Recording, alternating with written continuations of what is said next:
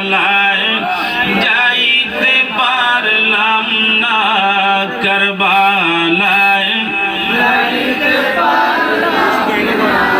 আরে আমি দেখতে পারলাম না, কারবালায় যাইতে পারলাম না রে আমি।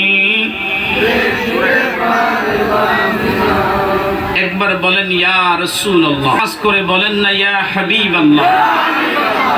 আল্লাহ আমাদেরকে কবুল করেন, সবাই পড়ি আমিন। যে যেখানে যে অবস্থায় আছেন